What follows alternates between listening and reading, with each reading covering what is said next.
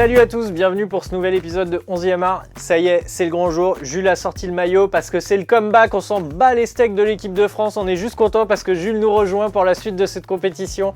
C'est pas vrai. On est très content que Jules nous rejoigne. Jules, tu peux dire bonjour aux gens? Yes, bonjour à tous. Ça fait très longtemps, quelques kilos en plus, mais toujours la même énergie. Et un gamin. Ouais. Donc la même énergie. En moins, un peu moins, un peu moins. Mais très content de vous retrouver pour ce nouvel épisode avec, donc on l'a dit, le grand match de l'équipe de France face au Sénégal ce soir. On aura également l'Argentine qui joue l'Algérie tard dans la nuit, mais pour le coup, c'est peut-être un des matchs où on va mettre le réveil, voire ne pas se coucher du tout pour suivre cette soirée. Faut avoir un gosse. Très pratique, très pratique. C'est vrai. J'ai dit à ma meuf, je fais tous les réveils de la nuit. Tous les biberons, c'est pour moi. Et donc, Jules s'est dit, avec cette programmation magnifique, qu'il était temps de traiter un sujet dont on parle beaucoup dans les médias et pas forcément dans les bons médias. C'est la question de la binationalité qu'on va aborder, mais à la sauce 11e art. Et pour ça, il m'a écrit une belle mise en perspective que je vais vous lire. Alors, je vais vous demander de fermer les yeux et de vous imaginer, vous êtes un homme. Même si vous êtes une femme, soyez une femme dans un match de foot, c'est très bien aussi. Donc, vous êtes... il ou elle, dans un stade, au centre du stade. Il y a 40 000 personnes qui chantent un hymne, et vous aussi vous chantez, et dans une langue qui n'est pas forcément celle de votre enfance, pour un pays où parfois vous n'avez jamais vraiment vécu. Et pourtant ce soir, vous êtes ce pays. Vous le représentez dans la plus grande compétition de ce sport qu'est la Coupe du Monde. Et bien, cette personne, vous, on l'appelle un binational.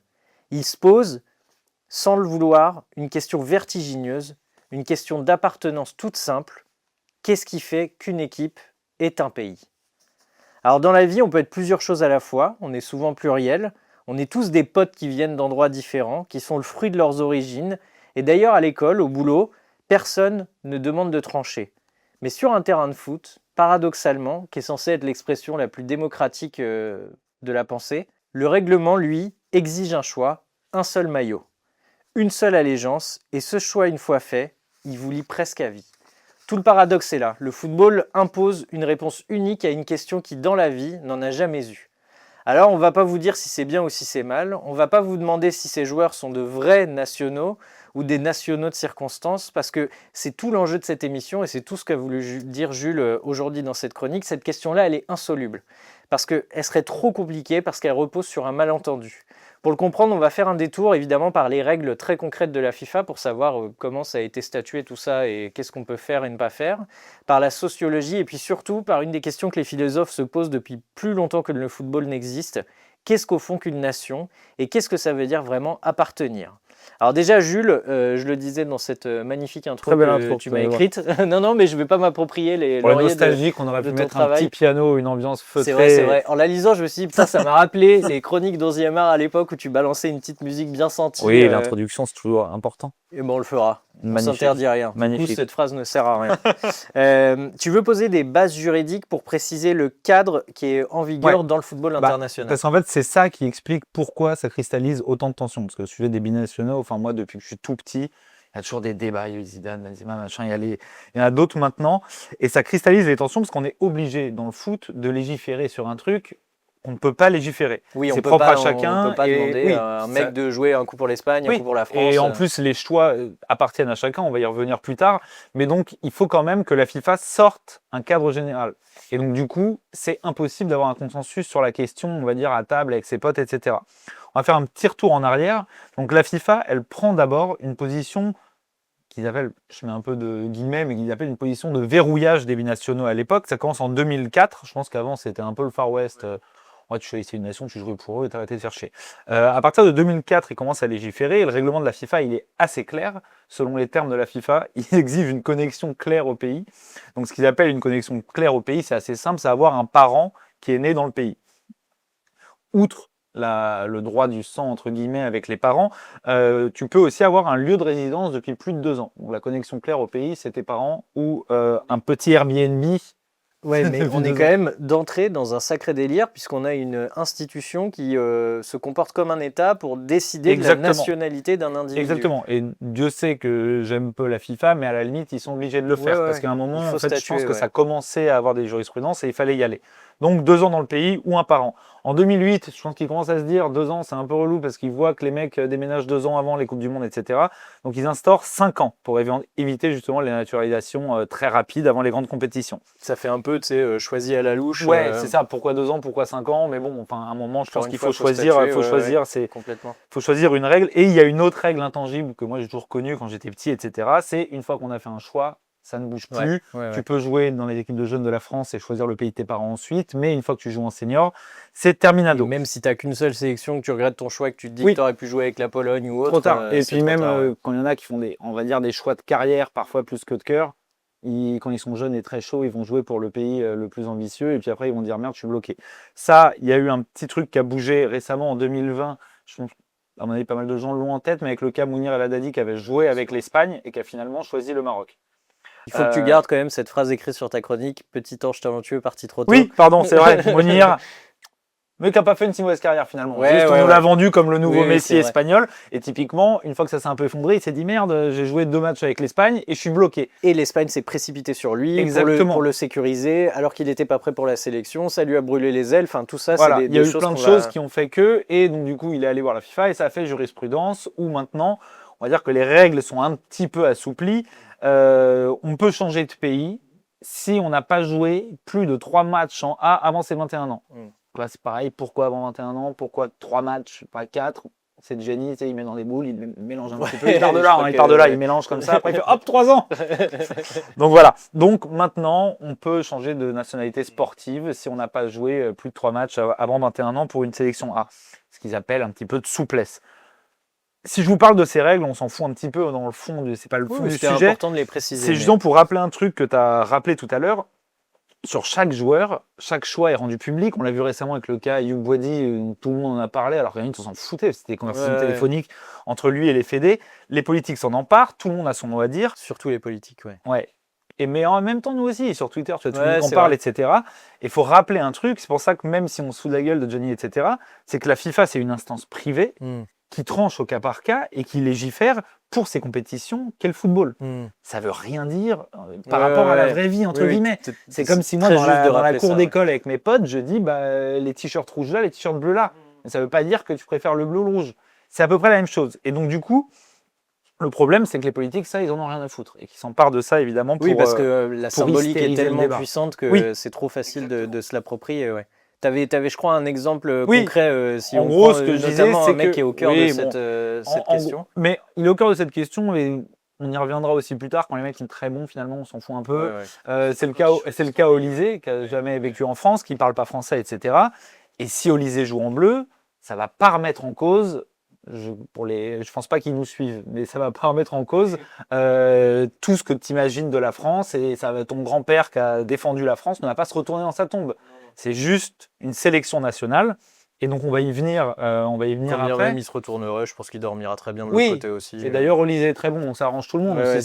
Si c'était Jean-Pierre qui avait grandi à Londres. Surtout qu'on emploie ce terme de binationaux à tout va, mais comme tu le disais, c'est beaucoup de cas par cas et on ne peut pas résumer ça comme une généralité globale. Ça reviendrait à moi, je vous dirais, arrêtez de faire chier. Enfin, le choix appartient à chacun, tu sais pas ce que les mecs ont vécu. Bien sûr. Mais bon, on va essayer de dresser une petite typologie pour pas dire les binationaux et foutre tout le monde là-dedans. Donc, le cas qui énerve le plus nos amis qui apprécient les chemises couleur plutôt brune, c'est les joueurs qui sont nés dans un pays mais qui choisissent le pays de leurs parents. L'immigration les emmerde, mais une fois que tu as grandi là, dis merci. Tu as profité de l'éducation du pays. Et les grands arguments toujours de dire ils en s'en foutent. Enfin, bref. Comme si c'est eux qui avaient payé de leur poche, tu sais. Et du coup, ça les énerve. On s'en fout du pourquoi, du comment, comme je disais tout à l'heure, que ce soit un choix du cœur, que ce soit un choix parce qu'il y a une compète, j'ai envie de dire, le choix leur appartient.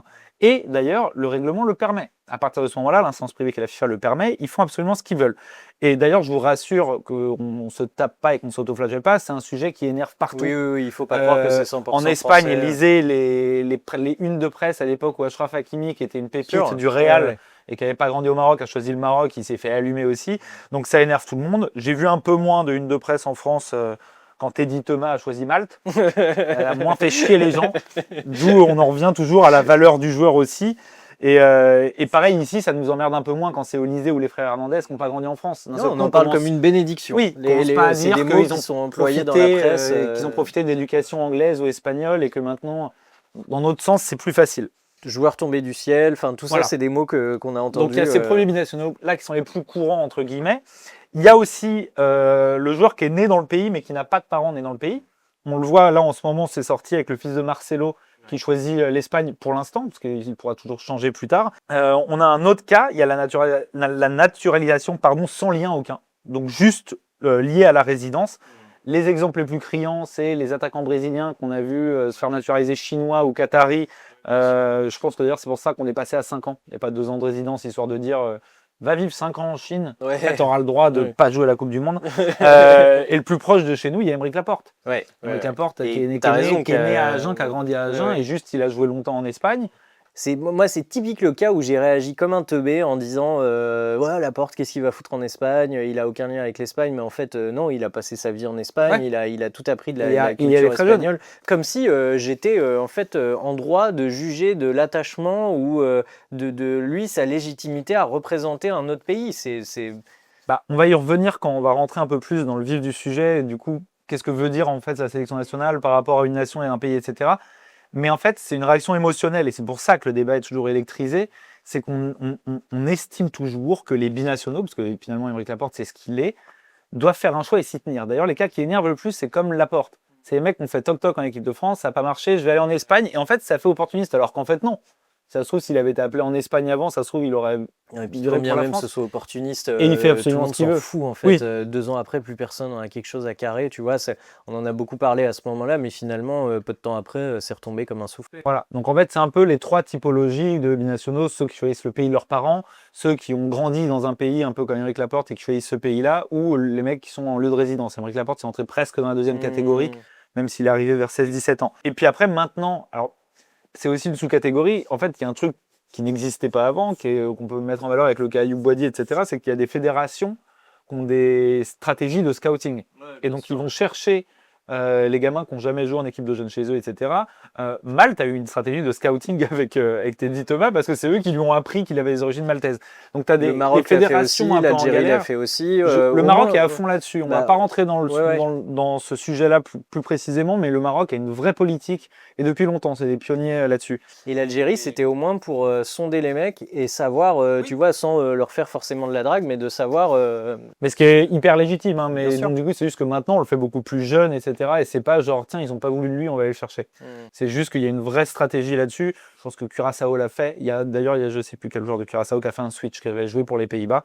Et donc, outre le scouting des pays, ce qui est intéressant comme petit détail à rajouter, et pour vous montrer que le sujet de la nationalité dans le foot, c'est presque plus un truc avec lequel on joue, etc., c'est que les clubs scoutent aussi en fonction de ça.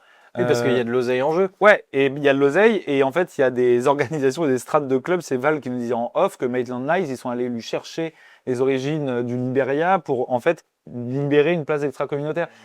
Donc, il y a plein de choses comme ça, et la nationalité est un sujet, de toute façon, dans le foot, et donc qui électrise beaucoup le débat.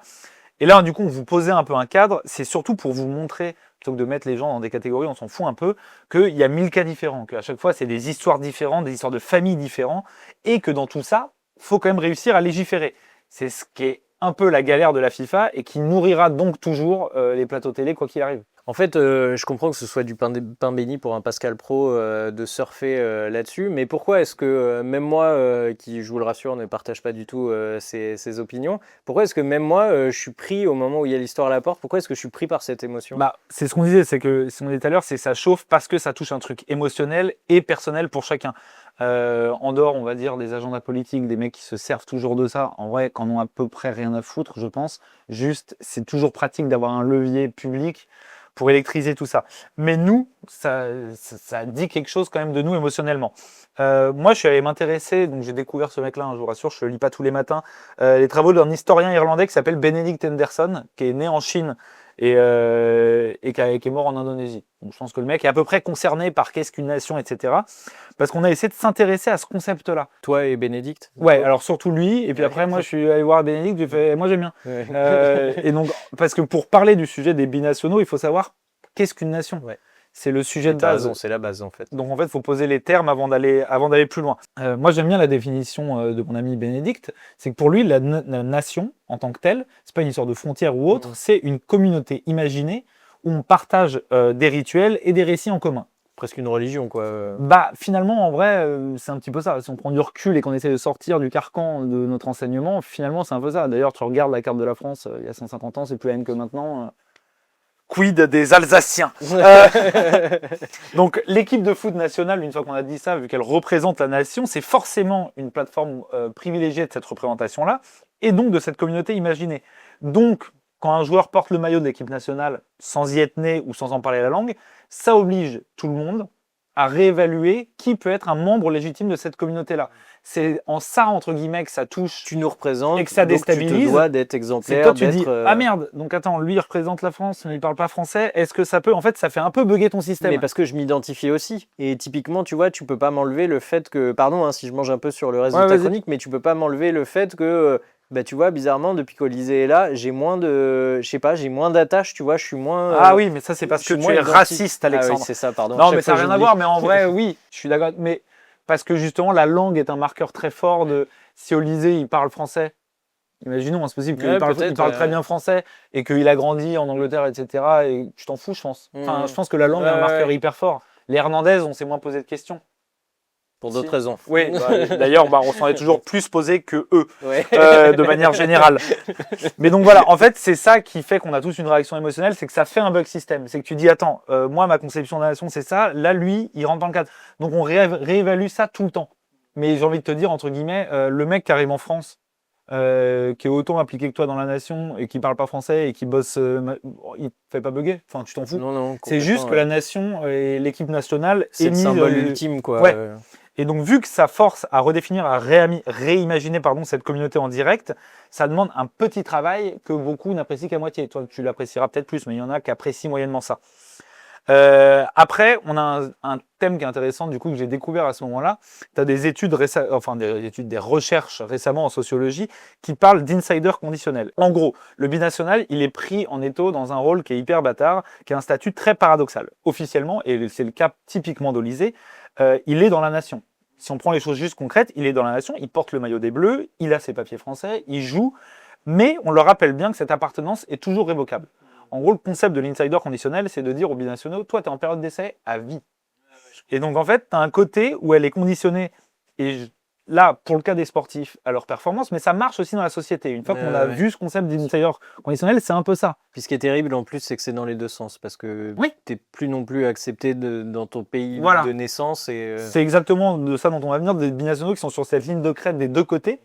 Et en France, on l'a vu, je sais pas si vous vous rappelez le mec qui avait sauvé un enfant qui était suspendu à un balcon, on lui a donné les papiers, on lui a fait tiens, toi t'as gagné. T'es un bon français. Par contre, si tu déconnes, ça peut repartir. Alors que moi, je me pose pas la question, j'ai sauvé personne de mes papiers, et si je fais de la merde, je resterai. Tout l'inverse. Oui, j'ai fait plus de mal que de bien. Pardon papa, pardon maman. Mais donc voilà, en gros l'idée c'est ça, c'est que en fait, leur nationalité qui est pourtant très concrète et notamment dans les papiers, on leur fait bien sentir qu'elle est révocable et qu'elle est conditionnée aux performances. Oui, finalement, l'exemple de Zidane.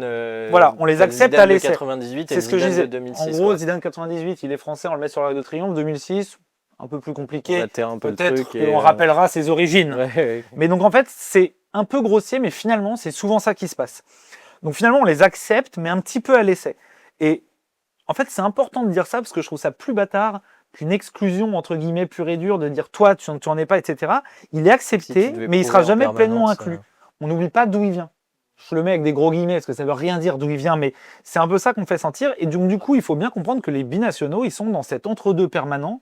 Où moi j'ai mes potes qui m'ont toujours dit ça, où ils m'ont dit en France ils sont considérés comme les étrangers, quand ils retournent au bled, on leur dit que c'est des Français. Donc t'es toujours dans un truc à la con comme ça. Et donc les sociologues, ils appellent ça en fait exactement le travail de frontière symbolique. C'est là où je parlais justement du cas de Zidane. Pour faire très simple, la communauté nationale, ce qu'on appelle la communauté nationale, en tout cas ceux qui se revendiquent de la communauté nationale, ils vont jouer à ce jeu de la frontière entre nous et eux. Le problème du binational, c'est qu'il est sur cette ligne. Il est et nous et eux. Donc pour eux, ça les fait un peu merde, qu'est-ce qu'on fait et donc à chaque match, en fait, il y a toujours ce jeu de bouger cette frontière symbolique. De dire ah bah tiens, lui il est bon, on va se démerder pour dire non, mais en fait lui c'est pas pareil. En fait c'est un peu ça le concept de frontière symbolique. Et s'il est mauvais, on va dire ouais mais quand même vous avez vu, etc. Alors que tant qu'il est bon, justement, la frontière se démerde pour l'inclure, et quand il est mauvais, on l'exclut. C'est là que j'ai sorti l'exemple de Zidane, 98 français, 2006, un peu moins chaud encore que Zidane, c'est un exemple qui marche pas. Mais tu vois, Benzema, on s'est toujours démerdé pour bien le foutre en dehors de la frontière symbolique. Bizarrement, quand il y a eu le Ballon d'Or, etc., la frontière symbolique s'est un petit peu décalée sur le côté. On était assez chaud pour que... Mais si, regardez, là, il avait chanté l'hymne, en fait, on avait mal vu. Enfin, en gros, ce que je veux vous expliquer là-dedans, c'est que tout ça est extrêmement complexe et pluriel. Et que finalement, on s'en fout un peu du sujet des binationaux en tant que tel. Et moi, si ça tenait qu'à moi, ils feraient bien ce qu'ils veulent, etc. Le problème, et on l'a vu là avec ce qu'on a soulevé, c'est que c'est le sujet d'instrumentalisation par essence. C'est qu'on va s'en servir à tout moment parce qu'un choix qui est très personnel devient public, que le maillot des Bleus est censé représenter la nation, si on veut, très bien. Allons demander aux Curaçao ce qu'ils en pensent. Il n'y a pas un mec qui est né sur le truc et ils sont très contents. C'est quand même des mecs qui sont originaires de Curaçao. Enfin bref, tout ça pour dire que le vrai problème du sujet de la binationalité, c'est son instrumentalisation politique. On comprend aussi la stérilité des débats parce qu'en fait, ça va faire appel à une conviction qui est propre, qui est même fantasmée et qui du coup est pas factuelle. Donc en fait, ce que tu vas dire sur ta vision de la binationalité et l'intégration pour toi du joueur dans l'équipe, ça n'a finalement aucun sens. Donc on rejoint cette stérilité de débat. Mais du coup, comment est-ce qu'on pourrait trouver un cadre pour, en gros, si c'est la nation qui rassemble, comment on définit cette notion de nation et du coup, comment on peut faire avancer cette réflexion plus globalement? Alors, en fait, c'est ce dont je me suis rendu compte en travaillant un peu sur le sujet, c'est qu'on ne peut pas. En fait, on ne peut pas, à moins de nommer un chef de la définition de la nation qui va nous dire voilà la nation ce que c'est, on ne peut pas et personne ne le peut. Et c'est pour ça que ce débat est stérile et complètement insoluble. Alors évidemment, il y a nos amis, par exemple des plateaux de CNews, qui rêvent d'une nation immuable et figée, nos ancêtres les Gaulois et tout le tintouin. Moi, j'ai plutôt tendance à me référer sur ce sujet-là à Ernest Renan, parce qu'il a dit d'autres conneries sur d'autres sujets. Mais j'encourage tout le monde à regarder la conférence. J'ai eu de la chance, c'était un des seuls trucs dont je me rappelais de mes 4 mois à la Sorbonne en philosophie, de sa conférence de Qu'est-ce qu'une nation ? Et dedans, il démonte, donc il y a 140 ans quand même, les critères que certains disent naturels qui font une nation. Lui, Ernest Renan, il vire les trucs naturels d'une nation basée sur une ethnie ou une langue, qui est en fait un peu ce qu'on nous a appris quand même à l'école, qu'on a le réflexe de dire, toi, c'est ce que tu parlais tout à l'heure, toi tu parles la même langue que moi, tu as un peu la même gueule que moi, on est copains. Ce qui est pas forcément logique, mais finalement allons-y. Il envoie bouler aussi le concept de race pure, qui commençait à être un petit peu à la mode à la fin du 19e, et il voulait pas que la langue ou la géographie suffisent à définir une nation. C'est ça qui est assez important pour moi, c'est que ça ressemble, moi je trouve, à ma conception de la nation. Il avait une formule, c'est l'existence d'une nation est un plébiscite de tous les jours. Finalement, la nation doit être une volonté sans cesse renouvelée, une envie, et pas une donnée biologique. Et moi, ça, je trouve ça intéressant, parce que si tu embrasses cette définition, jamais le choix de sélection d'un binational ne peut donc être mis en cause par toi ou par quiconque. Si on considère en outre que tout n'est que données biologiques, tous les choix des binationaux seront toujours remis en cause. Donc tu as un côté qui explique pourquoi ce débat est complètement stérile, c'est que pour moi, le fait de choisir une sélection est déjà un acte d'adhésion, et donc en fait c'est son choix d'adhérer, et donc il fait partie de la nation. Et un mec qui est pas du tout d'accord avec ça et qui considère que la nation c'est l'ordre du sang et machin, ce sera quoi qu'il arrive pas possible. Donc ça montre pourquoi on parle un petit peu dans le vide. Et donc du coup, sans le savoir, grâce à Ernest Renan, je me suis rendu compte qu'entre mon pote en Sarwell et Zemmour, il y avait deux grands courants philosophiques qui s'opposent sur justement le concept de nation. Tu as celui des Lumières, qui est à peu près celui qu'on vient de décrire, qui est une conception qui est élective et en fait qui voit la nation comme une entité ouverte, contractuelle. Le terme est assez intéressant parce que c'est un peu ça qui se parle avec les sélections nationales finalement. Je choisis, je signe un contrat avec... c'est exactement ça, et qui est fondé sur le désir de chacun de faire nation. Que moi je trouve intéressant, ça m'intéresse plus d'avoir un mec qui vient et qui dit je kiffe la France, j'ai envie que ça marche, etc. Plutôt que Jean-Pierre qui dit moi je suis né ici, allez tout vous faire enculer et j'ai envie de me faire sauter. Donc moi je trouve ça assez intéressant. Et après, tu as une conception ethnique qui trouve son origine, comme de par hasard, dans le romantisme allemand et qui voit en gros la nation comme une entité très fermée, fondée sur les liens naturels et le sang. Ah oui. Voilà, on voit ce que ça a donné une petite quarantaine d'années plus tard. Et donc, si on veut rigoler un peu plus sur le sujet de nation et de nationalité, ce qui est assez marrant parce que t'en as qui font genre qu'ils ont une ligne dure, genre Zemmour, etc., c'est que tu as des sociologues actuels qui sont même remontés du coup sur ces deux courants qui datent un petit peu mine de rien. Et donc tu as des sociologues et des historiens qui jugent carrément l'opposition de ces deux définitions complètement absurde pour la simple et bonne raison que les deux incorporent des éléments de l'autre. En fait, eux, ils vont t'expliquer qu'en fonction de ce qui les arrange... n'existe pas sans l'autre. Bah oui, parce qu'en fait, c'est typiquement un mec comme Zemmour qui va te dire oui, mais il n'y a que le droit du sang, et qui va te dire oui, mais quand même, d'être français, ça se mérite. Pour ceux qui sont déjà là, il faut prouver que. Donc, tu vois, il prend un peu de ce qu'il arrange où il veut. Et en fait, pour résumer, mon truc, c'est juste que droit du sol et droit du sang, ça s'oppose pas. C'est deux sources complémentaires d'une nation. Et donc, celui qui prétend avoir une bonne définition n'en a pas. Et donc, à partir de ce moment-là, ça fait 20 minutes qu'on parle pour dire que ça sert à rien de parler, finalement. Et que personne gagnera ce débat. Oui, c'est à peu près ça. En gros, personne ne peut gagner ce débat. Outre le concept de nation qui est soulevé là avec les équipes nationales, ça ouvre aussi un débat, et je pense qu'il est très important chez les binationaux. Toi, je crois que tu l'es. Ça ouvre un débat sur l'identité. Donc, je vais vous parler juste d'un auteur qui s'appelle Amin Malouf, qui est un écrivain libano-français. Il y tient, pas franco-libanais. Libano-français, qui a fait un essai qui s'appelle Les identités meurtrières. Et le début de cet essai, en fait, c'est l'exemple d'un homme qui est né en Allemagne, qui est de parents turcs, et qu'on somme de dire ce qu'il est vraiment. C'est un truc un peu à la mode en ce moment. Choisi, quoi. Ouais, c'est un peu ce qu'on demande aux surgeons en ce moment. Ouais. Et Amin Malouf, en fait, il développe dans cet essai une thèse à laquelle moi je m'identifie pas mal, libre à chacun de le faire ou pas, c'est qu'aucune identité, finalement, quand on réfléchit bien, n'est donnée une fois pour toutes. Bien sûr. C'est une construction qui varie. Alors moi, j'étais d'accord pour dire oui, identité plurielle, etc. Mais cette identité plurielle, elle est aussi plurielle dans le temps. On n'est pas tout le temps la même identité, bien sûr. Au fur et à mesure. Et on peut le vérifier, je pense, chacun d'entre nous. Moi, j'ai des origines arméniennes et bretonnes, très bizarre. Mais je me rappelle qu'au fur et à mesure de ma vie, je me suis intéressé, tiens, un peu à l'Arménie, machin. Attends, j'en ai plus rien à foutre. Après, j'étais là, à la Bretagne, etc. Tu sais, je gueulais partout que j'étais breton. Je suis né à Paris. Tout ça pour montrer que cette identité-là, elle varie. Et que de demander à un binational de choisir, etc., ça se trouve, même lui, il sera plus d'accord avec son choix 10 ans après. Non, et puis tu vois, on a tous vu Galadoué qui chante les deux hymnes pendant le match contre la France. Et je pense que Guéla et Désiré ont été éduqués de la même manière. Quoi, c'est un problème en fait. Et je pense que tu en as un qui a plus choisi la Côte d'Ivoire et l'autre la France. Et mauvaise langue, notamment sur certains plateaux, nous diront que c'est un choix de compétitivité entre guillemets, parce que je suis pas sûr, parce que je suis pas certain que Guéladoué ait pas sa place dans le couloir droit des Bleus actuellement. 100%. Donc je pense juste que c'est des choix personnels et c'est un exemple. Les frères Boateng aussi, qui a joué pour l'Allemagne, l'autre pour le Ghana. Oui, et Kevin Prince était loin d'être le moins talentueux. Ouais. Donc et Iñaki et Nico aussi. Enfin, tout ça pour dire que donc c'est un choix très personnel. Et en fait, la thèse d'Amin Malouf que je trouve intéressante, c'est justement de dire que c'est le débat qui est dangereux. Que les identités, elles ne sont pas meurtrières en tant que telles et que tout est très bien dans l'identité. C'est à partir du moment où on demande aux gens de choisir un camp. Et ça nous fait le biais, parce que évidemment, dans les lois de la FIFA ou de notre pays, tout est binaire. Mais à la limite, j'ai même pas envie de leur jeter la pierre, tu es obligé, si tu légifères, de faire un truc binaire. Tout est binaire, et c'est là que le débat devient dangereux, c'est que tu demandes à des mecs de choisir, alors qu'en fait, fondamentalement, ils ne le peuvent pas. Ils peuvent pas choisir et ils en ont l'obligation s'ils veulent performer avec une nation. Peut-être qu'au lieu de discuter de leur choix, on pourrait simplement zapper ce débat et juste accepter leur décision sans forcément remettre en question un quelconque amour qui soit supérieur d'un côté ou de l'autre. Et c'est un peu la conclusion que moi j'avais, c'est ce qu'on a dit tout à l'heure en déconnant, c'est qu'en fait on a dit tout ça pour dire qu'il faut arrêter d'en parler. En fait, c'est insoluble. C'est-à-dire que le fond du problème, et on l'a montré, c'est qu'on n'est même pas tous d'accord sur le concept de nation. À partir de là, on ne peut pas être d'accord sur quoi que ce soit sur ce sujet-là.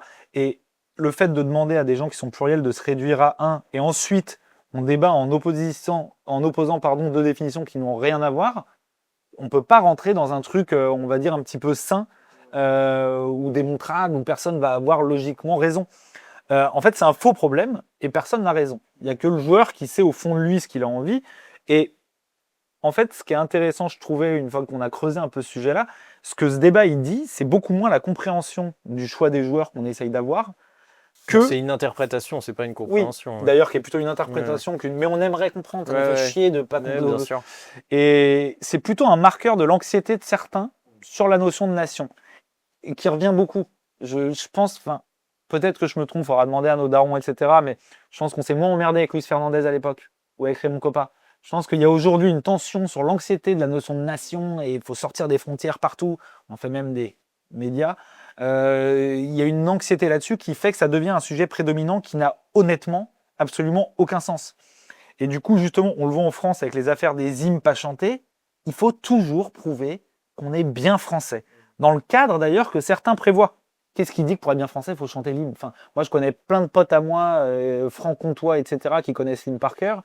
Ils n'iraient pas mourir sous les balles pour la France. Alors que je connais d'autres mecs qui connaissent pas du tout les paroles et qui seraient les premiers à aller se battre pour la France. Donc, oui, ça n'a aucune valeur. Rien que l'exemple de l'hymne, pour moi, est parlant de qu'est-ce qui fait que de connaître l'hymne, ça fait de toi un meilleur Français qu'un autre. Ça définit ton identité, ta nationalité. Mais je comprends que certains, et on en revient à la communauté imaginée, se rassurent sur ces rituels partagés, une hymne, tout le monde la connaît, etc. Je comprends que ça rassure, mais dans les faits, ça veut rien dire. Non, ça veut rien dire. Finalement, je ne suis pas certain que le choix de sélection des binationaux soit vraiment le sujet de cette chronique. En fait, il révèle qu'on fait exactement ce qu'on veut du terme de nation. Pour moi, c'est un récit, donc comme le dit Renan. C'est ce qu'on choisit de faire ensemble tous les jours, y compris le choix d'un maillot plutôt qu'un autre. Et pour moi, la notion de sang ne rentre pas en ligne de compte. Peut-être que pour vous, si. Et à partir de ce moment-là, on ne sera pas d'accord sur tous les choix des binationaux. Donc la vraie question qu'on doit se poser, c'est pas est-ce que ce joueur est vraiment des nôtres ou pas, si des nôtres veut dire quelque chose, mais plutôt pourquoi un tel ou un tel a plutôt envie que la réponse soit oui ou non. Ça devrait un peu plus nous interpeller que le choix des binationaux. Faire société ensemble, faire nation ensemble, c'est comme ça qu'on voit la binationalité sur ce plateau. En tout cas, moi j'ai été très content de. Merci Karim Rissouli, France 5 à plus tard. Non, c'était un super moment. On espère que ça vous plaira aussi et que cette chronique vous fera réfléchir. Et moi je reconnais le premier que j'ai eu des réflexions un peu primaires, mais que en fait il suffit simplement de se poser, de discuter avec des amis. Qui voit plus juste et de se dire que c'est ensemble qu'on avance et pas en forçant des oppositions. Voilà, c'était la tirade naïve et complètement conne. On vous laisse là-dessus. On se retrouve demain pour une prochaine émission. On espère que vous avez kiffé et n'oubliez pas de partager les épisodes autour de vous. Salut!